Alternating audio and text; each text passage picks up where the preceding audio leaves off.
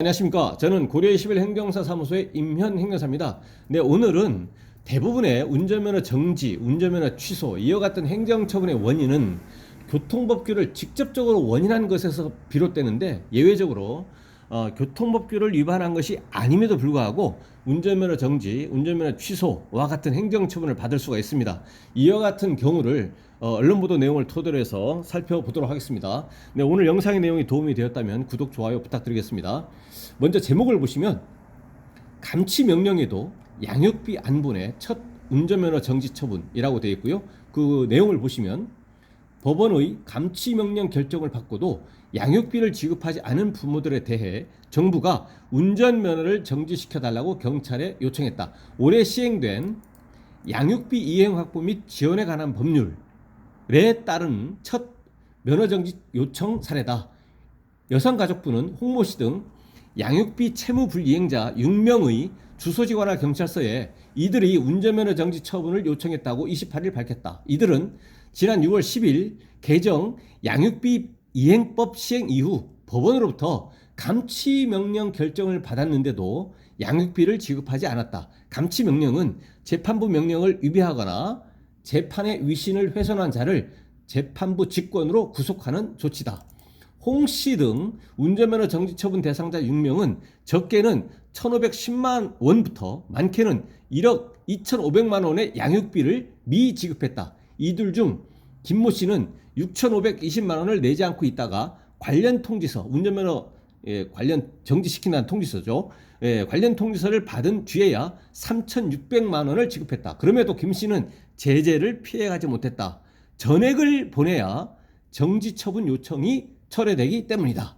네, 운전면허 정지 처분은 양육비 이행법 개정을 통해 도입된 세 가지 조치 중 하나다. 개정법은 양육비 미지급자가 법원의 감치 명령 이후에도 채무를 이행하지 않는 경우, 그러니까 양육비를 지급하지 않는 경우 세 가지 출국 금지, 명단 공개, 운전면허 정지가 가능하도록 규정했다.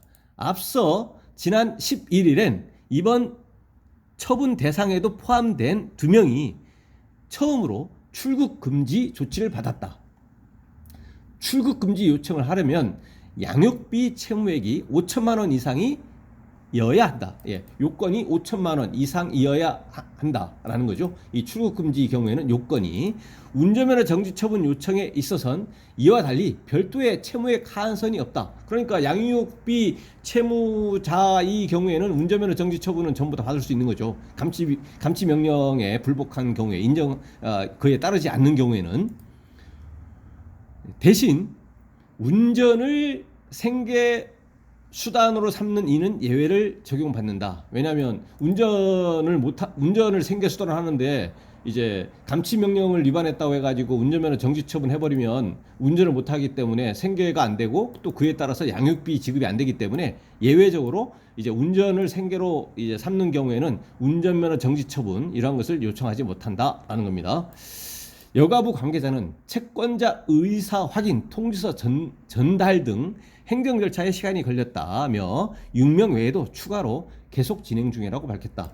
네, 그래서 여기서는 이제 그 경찰에서 직접 음주운전이라든가 다른 교통법규 위반을 원인으로 해가지고 직접 운전면허 정지, 운전면허 취소를 하는 것이 아니라 이제 다른 여성가족부에서 이렇게 요청이 오거나 이랬을 경우에 이제 그 운전면허 정지 이와 같은 행정처분을 할 수 있는데 이거에 대한 법적 근거는 양육비 이행 확보 및 지원에 관한 법률에 의해서 여성가족부에서 감치 명령을 위반했을 경우에 세 가지